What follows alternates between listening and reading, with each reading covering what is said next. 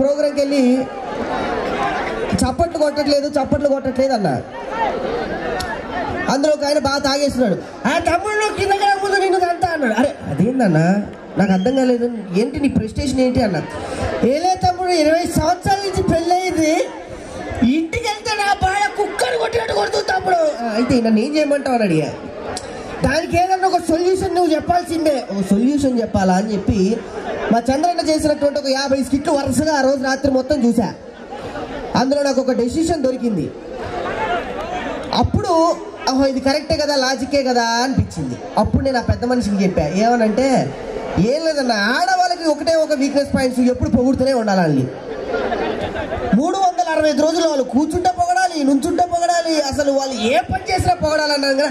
అబ్బా తమ్ముడు సూపర్ చెప్పావు, ఇంటికి వెళ్ళి వెంటనే ఈ ప్లాన్ వర్కౌట్ చేస్తాను. ఇంటికి వెళ్ళిపోయి వాళ్ళ ఆవిడ పిలుస్తున్నాడు. సుజాత ఏంటండి? ఏం లేదు, ఈ రోజు నీ పని అయిపోయింది, నువ్వు నాకు అన్నం పెట్టు. అయ్యో తప్పకుండా అండి అని చెప్పి అన్నం పెట్టడానికి ప్లేట్ తీసుకురావడానికి వంటింట్లోకి వెళ్ళింది. ఇంకా ఇది అదునుగా చూసుకొని భార్య వస్తుంది, గజ్జల సౌండ్. అబ్బా అబ్బా అబ్బా ఏంటే ఈ రోజు నువ్వు నడుస్తుంటే రంభ ఊరుసి మేడక ఇంట్లోనే తిరిగినట్టుంది. అయ్యి బాబోయ్, ఎప్పుడు చూడు తాగుబోతు వచ్చినాడు, ఏ రోజు పొగలే. 20 రోజులు పెళ్ళి అయిన తర్వాత ఈ రోజు పొగడి నా పో ఆయన మంచడు ఆయన ఏమంటే అన్నం. ఏంటి అది? అన్నమే. అన్నం వల్ల నాకు తెలుసు. ఏంటిది? అన్నమేనండి. అయ్యో నాకు తెలిసే, మా అమ్మ ఎప్పుడో చిన్నప్పుడు చెప్పింది, తెల్లగా అన్నం ఉడితే పూలాగా ఉండాలని. అందులో ఏం పోసినావు? సర్ఫెక్సల్ పోసినావు, ఉజాలా పోసినావా? ఇంత బాగున్నదంటే అన్న. అమ్మో మా ఆయన ఈ రోజు బాగా బాగుంటుంది. ఏమంటే మీ గురించి సాంబార్ తెచ్చండి, సాంబార్ కూడా పోసుకోండి. ఏంటి సాంబార్? ఏంటి? అమృతమే, అమృతం. అసలు ఇది సాంబారే కదనగా భార్య కోపం వచ్చింది. ఇంకా వీడు ఇట్లా కాదు, వీడైతే ఇట్లా పని కాదని చెప్పి వంటింట్లోకి వెళ్ళింది. ఏంటి నేను పొగుడుతుంటే నువ్వు నన్ను పొగడాల్సింది పోయి వంటింట్లోకి పోతున్నావు ఏంటి? రోకల పంట తీసుకొస్తున్నావు, కత్తి తీసుకొస్తున్నావు, ఏం చేస్తున్నావే? మనకి పెళ్ళి ఎన్ని సంవత్సరాలు అవుతుంది? 20 సంవత్సరాలు అయింది. అసలు మనకి కాపురం చేయబట్టి ఎన్ని సంవత్సరాలు? 20 సంవత్సరాలు అయింది. ఈ 20 సంవత్సరాలు ఎప్పుడు కూడా మీరు నన్ను పొగడలేదు. ఈ రోజు నాకు జనం వచ్చిందని పక్కింటి పద్మ అన్నము సాంబార్ తీసుకొచ్చి దాన్ని మెచ్చుకుంటావాడు. షాకు. ఇది నాకు అర్థమైంది, మా అన్న ఎందుకు చంద్రన్న ఈ ఫ్యామిలీల మీదే చేస్తాడు, ఎందుకు ఆడవాళ్లే పొగడాలి అనేసి. అసలు గట్టిగా ఇంకా చప్పట్లు పడలేదు. అయితే అబ్బా, మనం ఏ పాతకాలం సినిమా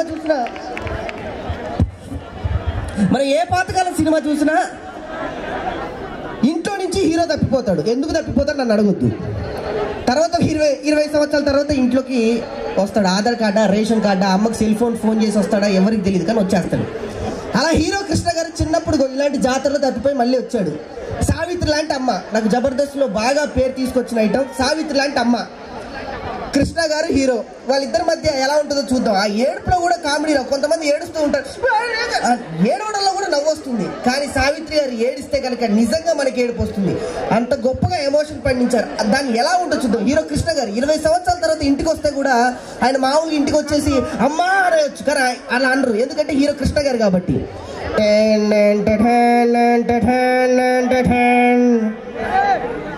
అమ్మా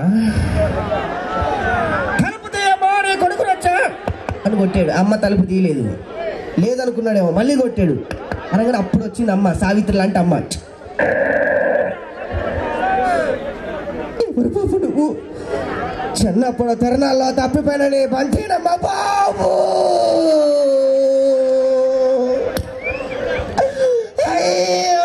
భగవంతుడా, ఇంత కొడుకుని ఇంత చేశాడు కదా నాయన.